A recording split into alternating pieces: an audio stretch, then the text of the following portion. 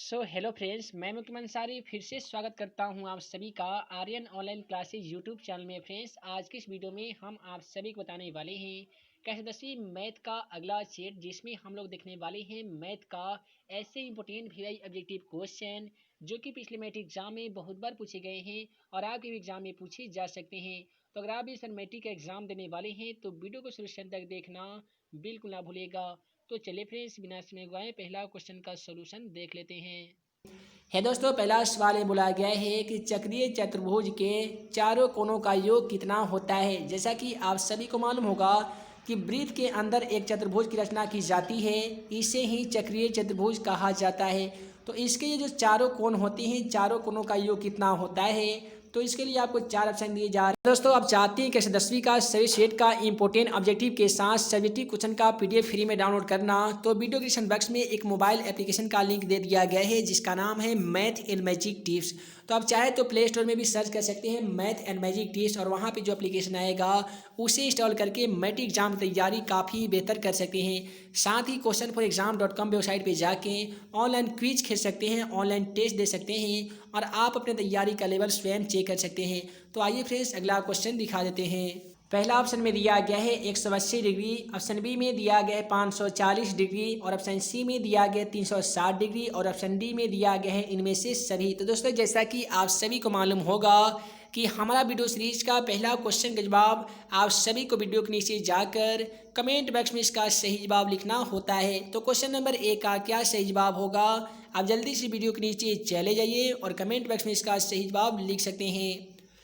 उसके बाद में अगला सवाल है क्वेश्चन नंबर 2 में कि cot 60 डिग्री का मान कितना होता है। याद रखिएगा कि tan में 30 डिग्री, याद रहे tan में 30 डिग्री और cot में 60 डिग्री का मान बराबर होता है, यानी 1/√3 होता है। आपसे पूछा जाएगा कि tan 30 डिग्री का मान कितना होता है, तो आप बोल सकते हैं कि सर 1/√3 होता है। उसी प्रकार से cot 60 डिग्री का मान कितना होता है, तो 1/√3 होता है। यही कारण है कि क्वेश्चन का सही जवाब ऑप्शन बी होगा 1/√3। उसके बाद में अगला सवाल क्वेश्चन नंबर 3 को देख लीजिए। क्वेश्चन नंबर 3 में बोला गया है कि निश्चित घटना की प्रायिकता कितनी होती है। मेडिक एग्जाम में प्रायिकता से रिलेटेड 2 क्वेश्चन 100% है कि आएंगे ही आएंगे। तो जान लीजिए कि वह 2 प्रश्न कैसे आएंगे। पहला सवाल तो बोला जाएगा कि निश्चित घटना की प्रायिकता कितनी होती है या संभव घटना की प्रायिकता कितनी होती है। तो याद रखिएगा, कोई भी प्रायिकता का मान 1 से बढ़कर नहीं हो सकती है, और निश्चित घटना की प्रायिकता का मान भी 1 होता है, संभव घटना की प्रायिकता का मान भी 1 होता है। उसके बाद में पूछा जाता है कि असंभव घटना की प्रायिकता कितनी होती है, तो 0 होता है। उसके बाद में अनिश्चित घटना की प्रायिकता कितना होता है, तो वो भी 0 होता है। उसके बाद में अगला सवाल त्रिकोणमिति का फार्मूला से पूछा गया है कि साइन इंटू 90 डिग्री माइनस ए बराबर क्या होगा। यानी बोला गया है कि साइन इंटू 90 माइनस थीटा बराबर क्या होता है। तो पहला ऑप्शन में दिया है कॉस ए, टेन ए, सेक ए, और डी में दिया गया है कॉसेक ए। एक चीज़ याद रखिएगा कि साइन इंटू 90 डिग्री माइनस ए बराबर होते हैं कॉस ए, और उसी तरीके से हम लोग लिख सकते हैं कि कॉस इंटू 90 माइनस ए बराबर क्या हो जाएंगे, तो साइन ए हो जाएंगे। तो सवाल में यही बोला गया था कि साइन इंटू 90 डिग्री माइनस ए बराबर क्या होगा, तो कॉस ए होगा, यानी ऑप्शन ए बिल्कुल सही जवाब हो जाएगा। उसके बाद में आइए अगला सवाल देख लेते हैं क्वेश्चन नंबर 5 को। क्वेश्चन नंबर 5 में बोला गया है कि प्रथम 5 समप्रकृत संख्याओं का माध्य क्या होगा। तो इसके लिए आपको क्या करना होगा कि सबसे पहले 5 समप्रकृत संख्याओं को लिख लेना होगा, और उसके बाद में सिग्मा x/n के द्वारा फॉर्मूला पे इसे हल करना होगा। तो आइए सबसे पहले जान लेते हैं कि समप्रकृत संख्या कहते किसे हैं। है दोस्तों, आसान भाषा में जान लीजिए कि वैसी संख्या जो 2 से विभाजित हो जाती है, यानी वैसी संख्या जिसमें 2 से भाग लग जाती है और पूरी तरीके से कट जाती है, तो वैसे सभी संख्याओं को हम लोग सम संख्या कहते हैं। और वैसी संख्या जो 2 से पूरी तरीके से विभाजित नहीं होती है, अर्थात 2 से भाग नहीं लगती है, वैसे सभी संख्याओं को हम लोग विषम संख्या कहते हैं। तो यहाँ पे हमसे विषम संख्या तो पूछा नहीं गया है, हमसे पूछा गया है कि प्रथम 5 समप्रकृत संख्या का माध्य क्या होगा। तो फॉर्मूला आप सभी को मालूम हो गया, सिग्मा x/n होता है, जिसको आसान भाषा में जान लीजिए कि कुल प्रेक्षणों का योग बटा कुल प्रेक्षणों की संख्या होता है। तो सबसे पहले हम 5 समप्रकृत संख्या लिखेंगे। तो सम संख्या पहले क्या मिलेंगे, 2 मिलेंगे, फिर 4 हो जाएगा, 6 हो जाएगा, 8 हो जाएगा और 10 हो जाएगा। तो इस प्रकार से हम लोग 5 सम संख्या लिख लिए हैं। उसके बाद में क्या करेंगे, बट्टा में हम लोग कितना लिखने वाले हैं, तो ये 5 है तो 5 लिखने वाले हैं और सभी को जोड़ दे देंगे। यहाँ पे सभी में हम लोग क्या करेंगे, जोड़ देंगे। उसके बाद में क्या कीजिएगा कि सभी को ऐड कीजिएगा, तो 10 और 8 18 होता है। उसके बाद में 18 और 2 20 हो जाएगा, 6 और 10 20 और 10 30 हो जाएगा। तो यहाँ पे आसान तरीके से 30 लिख दीजिए और 30 में 5 से भाग लगा दीजिएगा, तो 6 25 30 हो जाएगा। तो इस प्रकार से प्रथम 5 समप्रकृत संख्याओं का माध्य का आंसर कितना आ गया है, तो 6 आ गया है। तो यही कारण है कि क्वेश्चन का सही जवाब ऑप्शन डी होगा। अगला सवाल है क्वेश्चन 6 में कि दो वृत्तों की त्रिज्याओं का अनुपात 1:3 है, तो उसके क्षेत्रफलों का अनुपात क्या होगा। हमेशा याद रखिएगा, ऐसे भी सवाल मैट्रिक एग्जाम में बहुत बार पूछे गए हैं और आपके भी एग्जाम में 100% 1 मार्क्स का ऐसा क्वेश्चन जरूर रहेगा। और पूछ दिया जाएगा कि दो वृत्तों को त्रिज्याओं का अनुपात इतना है। कई बार मैट्रिक एग्जाम में त्रिज्या की जगह पे क्षेत्रफल का अनुपात दे दिया जाएगा और आपसे पूछा जाएगा कि भाई साहब बताइए कि इसका त्रिज्या का अनुपात क्या होगा। तो जब भी त्रिज्या का अनुपात दे दिया जाए और आपसे क्षेत्रफल का अनुपात पूछ लिया जाए, तो जो चीज़ दिया गया उसमें आपको केवल स्क्वायर कर देना होगा इस प्रकार से। तो 1 का स्क्वायर 1 होता है अनुपात, 3 का स्क्वायर 9 होता है।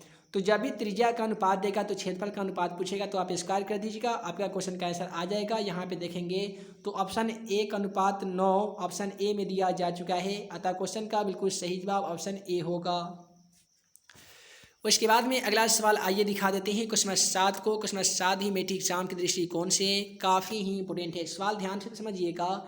बोला गया कि एक सूर्य की उन्नति कोण 60 डिग्री है, 30 मीटर लंबी छाया बनने वाली उदग्र स्तंभ की मीनार की ऊंचाई ज्ञात कीजिए। तो इसको फिगर हम लोग कैसे बनाएंगे, मान लेते हैं कि यहाँ पे एक सूर्य होगा और इसका जो कोण बना रहा है, देखिए इसका मान लेते हैं कि ये मीनार है, इसका छाया जो है वो कितना मीटर है, ये 30 मीटर है और इसके साथ जो कोण बन रहा है वो 60 डिग्री का कोण बना रहा है। तो आपको ये मीनार ज्ञात करना है। इसका नाम आप रख सकते हैं ए, बी और सी रख सकते हैं। तो ये पी हमको निकालना है, बी दिया गया है। तो हम लोग क्या करेंगे, पी बटा बी tan में होता है तो tan 60 डिग्री से निकालेंगे। हम लोग आसानी तरीके से लिखेंगे कि tan 60 डिग्री बराबर फार्मूला दोस्तों होता है पी बटा बी होता है। tan 60 का मान तो जैसा कि आप सभी को मालूम हुआ कि √3 होता है और पी का मान नहीं दिया गया चूँकि मीनार का ऊंचाई हम लोग पी माने हैं। बी का मान देखिएगा तो बी का मान यहाँ पे कितना है, 30 है। तो आप यहाँ पे 30 लिख दीजिएगा और √3 के नीचे 1 लिखकर क्रॉस मल्टीप्लिकेशन कर दीजिएगा। उसके बाद में पी में अगर आप 1 से गुना कर देते हैं तो जाहिर सी बात है कि पी होगा। उसके बाद में 30 में अगर √3 से गुना करते हैं तो कितना होगा, तो 30 √3 होगा। तो इस प्रकार से जो मीनार की ऊंचाई आएगा ना वो 30 √3 मीटर होने वाला है। आइए ऑप्शन के माध्यम से देख लेते हैं। तो ऑप्शन डी में 30 √3 मीटर दिया जा चुका है, अतः क्वेश्चन का बिल्कुल सही जवाब ऑप्शन डी होगा। उसके बाद में अगला जो सवाल है वो क्षेत्रमिति से लिया गया है कि एक अर्धगोले का आयतन 19,404 सेमी क्यूब है, तो अर्धगोले का वक्र पृष्ठ का क्षेत्रफल क्या होगा। यहाँ पे आयतन दिया गया है तो सबसे पहले उसमें आर का मान ज्ञात करना होगा। उसके बाद में वक्र पृष्ठ वाले फॉर्मूला पे आप इसे बैठा के आसानी तरीके से बना सकते हैं। और इसके लिए आपको 4 ऑप्शन इस प्रकार से दिए गए हैं, आप बना लीजिएगा। चारों ऑप्शनों में से कोई एक ऑप्शन यानी 27,2772 सेमी स्क्वायर आ जाएगा। उसके बाद में अगला सवाल देख लीजिए। क्वेश्चन 9 तो काफ़ी सिंपल है। बोला गया है बिंदु P से किसी वृत्त पर स्पर्शिका की लंबाई 24 सेमी है और केंद्र से P की दूरी जो है वो 25 सेमी है, तो वृत्त की त्रिज्या ज्ञात कीजिए। चलिए आसानी तरीके से हल करते हैं। मान लेते हैं कि यह एक वृत्त है और कोई बाहरी बिंदु P से इस पर जो स्पर्शिका खींच रहे हैं इसकी लंबाई कितनी है, 24 सेमी है और केंद्र से जो बिंदु P की जो दूरी है वो 25 सेमी है। तो यहाँ पे ये जो रेखा मिलेगा, त्रिज्या मिलेगा ना, इसी की त्रिज्या की हमें लंबाई ज्ञात करनी है कि वृत्त की त्रिज्या क्या होगी।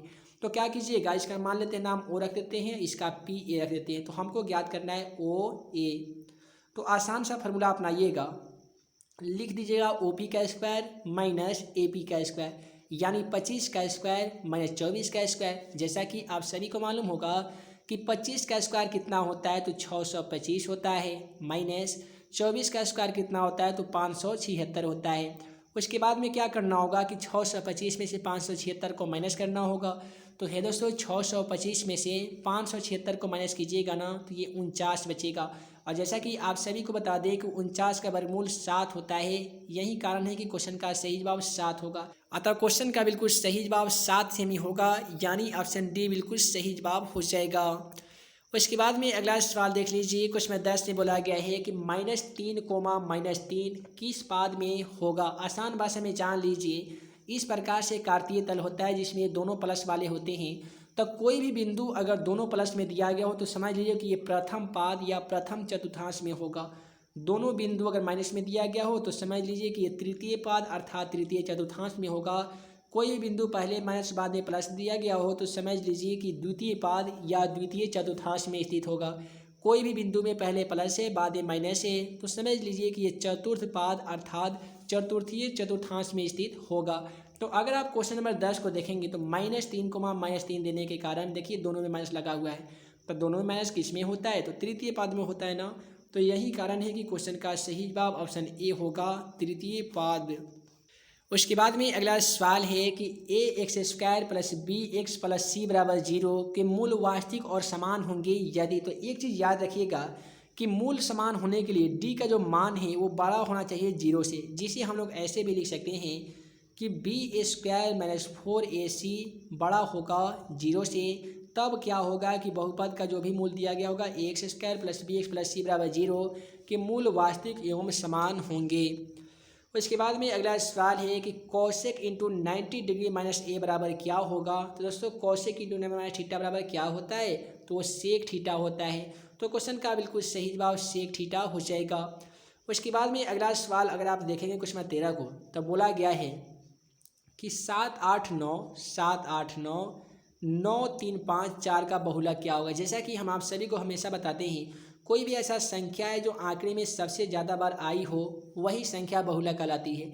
तो अगर आप इस आंकड़े में ध्यानपूर्वक देखेंगे तो 9 एक ऐसी संख्या है जो सबसे ज़्यादा बार आने के कारण आंकड़े का बहुलक हो जाएगा।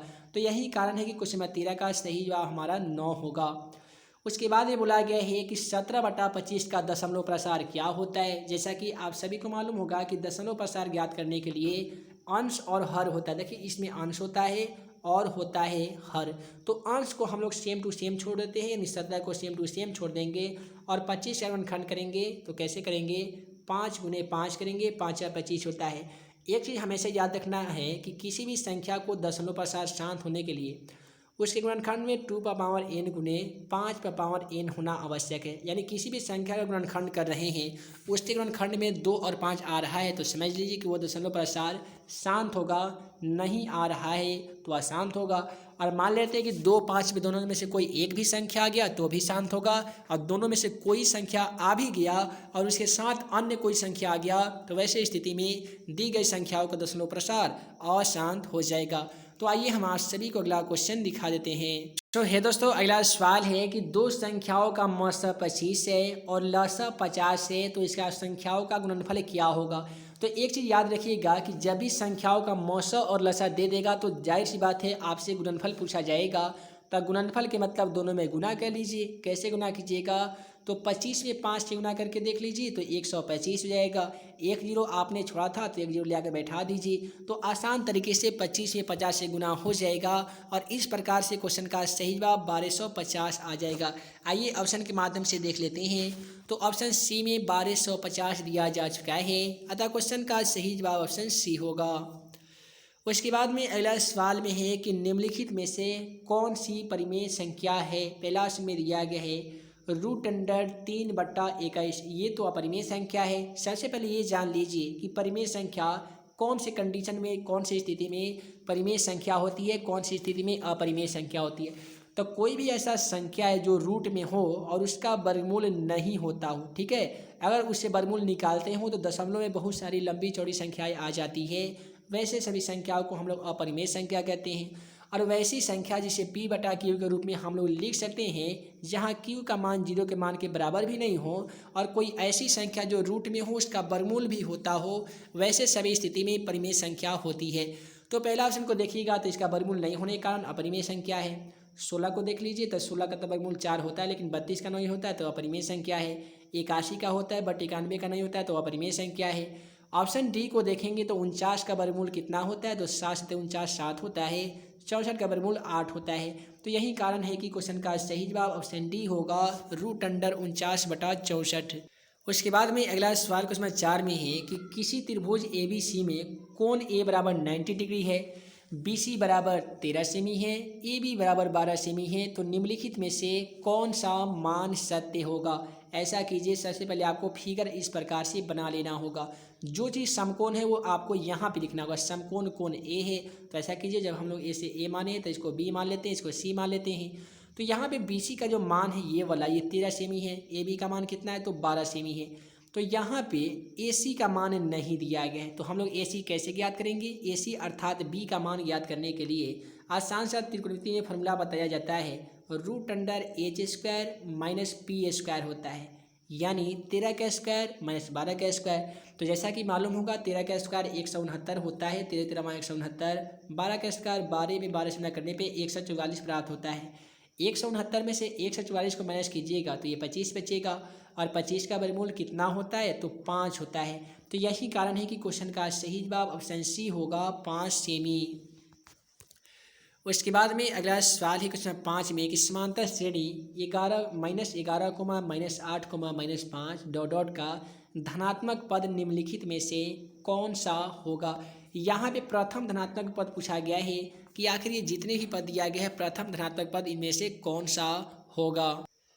तो ये दोस्तों इसके लिए आपको 4 ऑप्शन दिए जा रहे हैं। चारों ऑप्शनों में क्वेश्चन का सही जवाब 1 होगा, यानी धनात्मक के मतलब होता है प्लस वाला। इसमें देखेंगे ना तो प्लस वाला कोई अन्य संख्या नहीं देने के कारण इस क्वेश्चन का बिल्कुल सही जवाब +1 होगा, यानी ऑप्शन ए होगा। उसके बाद में अगला सवाल देख लीजिए, किसी बिंदु P में दिया गया x, y का मूल बिंदु से दूरी निम्नलिखित में से कौन सा होगा। तो इसके लिए आपको 4 ऑप्शन दिए जा रहे हैं। काफ़ी सिंपल सवाल है, आसान भाषा में जान लीजिएगा कि मूल बिंदु से दूरी ज्ञात करने के लिए आसान सा फॉर्मूला होता है, √x² + y² होता है। चलिए ऑप्शन के माध्यम से देख लेते हैं। तो √x² + y² ऑप्शन सी में दिया जा चुका है, अतः क्वेश्चन का बिल्कुल सही जवाब ऑप्शन सी होगा।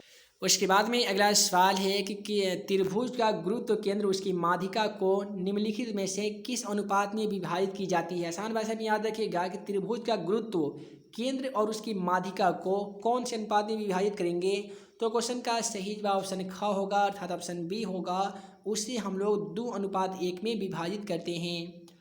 उसके बाद में अगला सवाल है कि कोसेक 60 का मान क्या होता है। आसान भाषा में जानेंगे आपकी कोसेक 60 का मान कितना होता है। तो दोस्तों सेक में 30 डिग्री, याद रखिएगा सेक में 30 डिग्री और कोसेक में 60 का मान 2/√3 होता है, अतः क्वेश्चन का सही जवाब ऑप्शन डी होगा।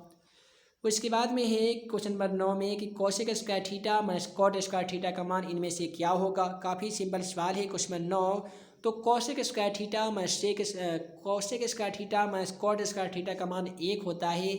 यही कारण है कि क्वेश्चन का सही जवाब ऑप्शन ए होगा। उसके बाद में है कि वृत्त का क्षेत्रफल का सूत्र इनमें से क्या होता है। जैसा कि आप सभी को मालूम होगा कि वृत्त के क्षेत्रफल का फॉर्मूला क्या होता है, तो πr² होता है, अतः क्वेश्चन का बिल्कुल सही जवाब πr² होगा। उसके बाद में अगला सवाल है कि 23/2 का क्यूब × 5 का स्क्वायर का दशमलव प्रसार क्या होगा। पिछले वाले क्वेश्चन के माध्यम से हम आप सभी को बता दिए हैं कि जो किसी भी हर के गुणनखंड में 2 और 5 आता हो तो समझ लीजिए कि उसका दशमलव प्रसार शांत होगा, अतः क्वेश्चन का सही जवाब शांत होगा।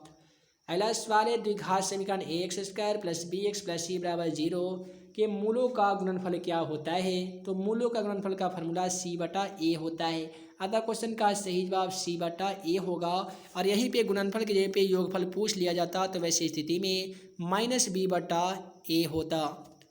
उसके बाद में अगला सवाल है त्रिभुज ABC एक समकोण त्रिभुज है जिसमें कोण B बराबर 90 डिग्री, कोण C बराबर 30 डिग्री। तो कोण A का मान क्या होगा। क्वेश्चन नंबर 13 जो दिया गया है ना, ये काफ़ी सिंपल है। कैसे बनाइएगा, आप सभी को बताया जाता है कि कोण A प्लस कोण B प्लस कोण C मिलाकर 180 होता है।